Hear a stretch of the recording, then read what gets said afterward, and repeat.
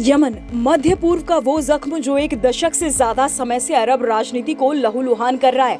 हाल ही में सऊदी अरब के नेतृत्व वाले गठबंधन ने यमन में एक हवाई हमला किया। इस हमले का निशाना बने कथित तौर पर यूएई से आए हथियार और सैन्य वाहन। सऊदी अरब का आरोप था कि यमन ने अलगाववादी गुटों को यूएई का समर्थन क्षेत्रीय स्थिरता के लिए खतरा बन रहा है। इसके तुरंत बाद रियाद ने अबू धाबी से 24 घंटे के भीतर यमन सरकार के अनुरोध पर अपनी सेना वापस बुलाने की मांग कर दी।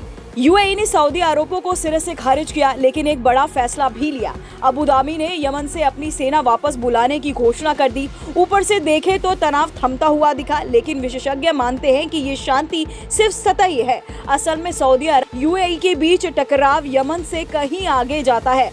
पिछले कुछ वर्षों में सऊदी अरब और यूएई के रणनीतिक और आर्थिक हित धीरे धीरे अलग होते चले गए हैं। सऊदी अरब विजन 2030 के तहत खुद को निवेश, टेक्नोलॉजी और टूरिज्म का वैश्विक केंद्र बनाना चाहता है। यहीं यूएई अफ्रीका, लाल सागर और हॉर्न ऑफ अफ्रीका में बंदरगाहों, व्यापारिक कॉरिडोर और सैन्य ठिकानों के जरिए अपना प्रभाव बढ़ा रहा है। यमन हो, सूडान हो, सोमालीलैंड हो या इथियोपिया, दोनों देशों के स्टैंड अलग अलग है। यूएई का अब्राहम एकॉर्ड में शामिल होना इस टकराव का एक बड़ा उदाहरण है। जब पूरी मुस्लिम दुनिया इजराइल को मान्यता देने के मुद्दे पर सऊदी अरब की ओर देख रही थी, तब यूएई ने आगे बढ़कर इजराइल को मान्यता दे दी। अंतर्राष्ट्रीय विशेषज्ञों के अनुसार ये कदम सऊदी अरब की केंद्रीय भूमिका को सीधी चुनौती था।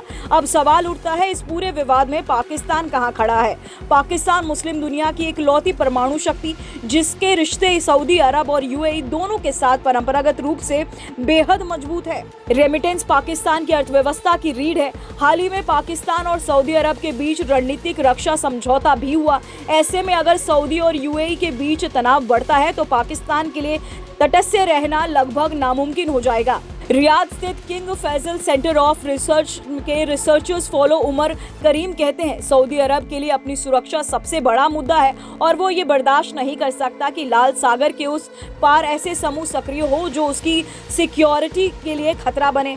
उनका कहना है कि यूएई हॉर्न ऑफ अफ्रीका में कई गुटों को समर्थन दे रहा है और उसके पास ऐसे कई रिकॉर्ड है जो सऊदी अरब के लिए मुश्किलें पैदा कर सकते हैं। मध्य पूर्व पहले से ही ईरान और इजराइल के तनाव से घिरा हुआ है। अमेरिका ये बिल्कुल नहीं चाहेगा कि अरब देश आपस में ही उलझ जाए। इसलिए अमेरिका विदेश मंत्री मार्को रूबियो ने सऊदी और यूएई के विदेश मंत्रियों से फोन पर बातचीत भी की। हालांकि विशेषज्ञ चेतावनी देते हैं, अगर विवाद बहुत बड़ा तो अमेरिका भी हर बार असरदार भूमिका निभा पाएगा, जैसा कि कतर संकट के समय हुआ था। सऊदी अरब और यूएई के बीच ये तनाव सिर्फ दो देशों का मामला नहीं, ये पूरे मुस्लिम वर्ल्ड की राजनीति, अर्थव्यवस्था और सुरक्षा समीकरणों को प्रभावित करने वाला मुद्दा है। तो तटस्थता सबसे भारी बोझ बन जाती है। यमन से उठी ये चिंगारी कहां तक जाएगी, ये आने वाला वक्त बताएगा। Bureau report, RNTV national.